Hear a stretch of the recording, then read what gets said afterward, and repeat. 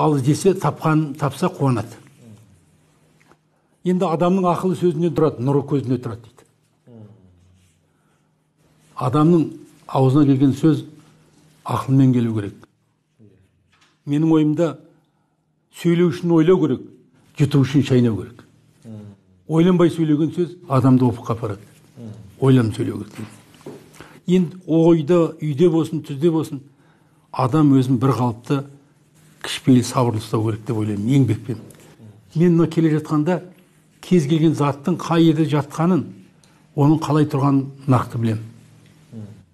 Еңбек еткен адамдарды жақсы көремін. Жалпы өмірімде сондай. Әйел өмірдің өзегімен күре тамыры дейді. Әйелің ақылды болсаң, 4 балаң түгел дейді. Немесе әйелің ақылды болса, бүкіл байлықтың тең жартысы дейді.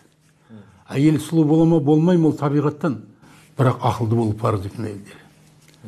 Әйелдер адал болса, ол періштедей пак болса, оның мерейі үстем тұрады екен. Ол баланың алдында да, ер адамның алдында да. Сондықтан бүкіл үйдің ұйытқысы әйелдерге көп нәрсе байланысты. Сол адалдығы мен әділдігі адамды сол бір қарыздар етеді. Сондай болуға.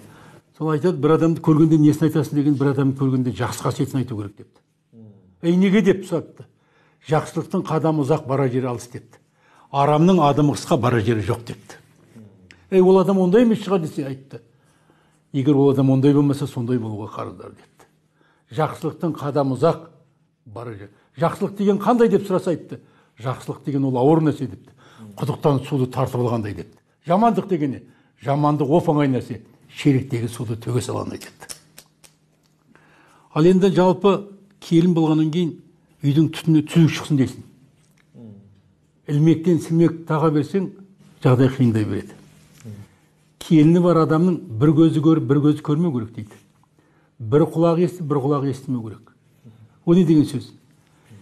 Бұл қарилер біреу 3 түрлі болады дейді, біреу 2 түрлі болады. Қазыналы қария, қазмыр қария деген болады екен. Даланың қазынасы мал дейді екен, үйдің қазынасы қарт дейді екен. Қазыналы қарт кешірімді болу керек, мейірімді болу керек.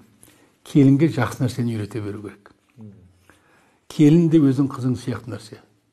Келіндеріміз бізге жақсы немере тауып берді.